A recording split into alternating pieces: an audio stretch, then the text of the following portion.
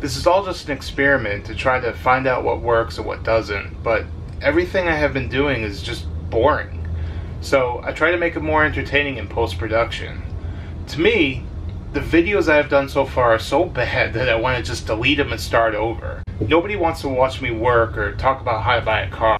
They look at the payments they can afford when they should be looking at the total. So I decided to do something completely different this week. I have this letter. It was written in 1952 by my grandfather to my grandmother's family in California. I just read it for the first time and it's very special to me, so I want to talk about it. I'm not going to read it or tell you everything that's in it because it's personal, but it has a message that everyone should know about.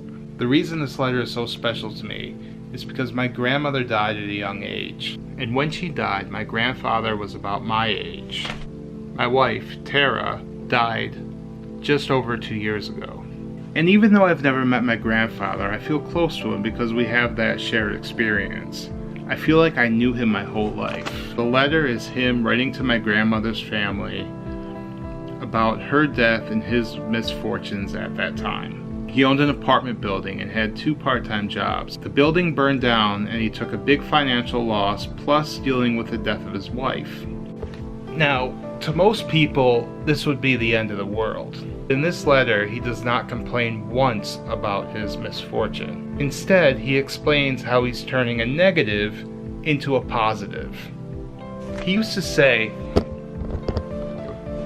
for every problem, there is a solution. It may not be the easiest solution, but there is always a solution. So what did he do with the building that burned?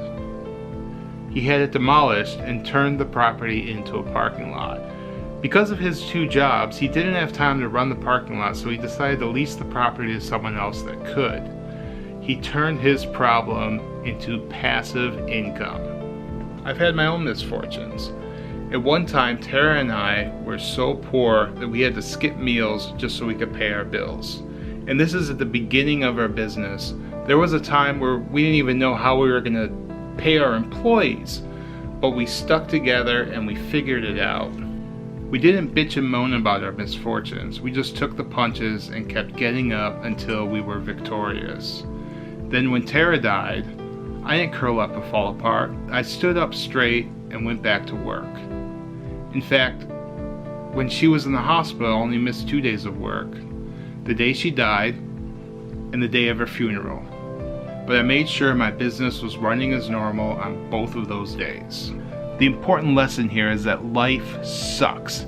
It will beat you up, it will pound on you, and it will make you want to give up. The ones who survive are the fighters, the ones that refuse to fall down, the ones that give it everything they have until they get what they need. Everyone has this skill, but they don't all use it. So remember, if you're going through a tough time, sit down and think it out.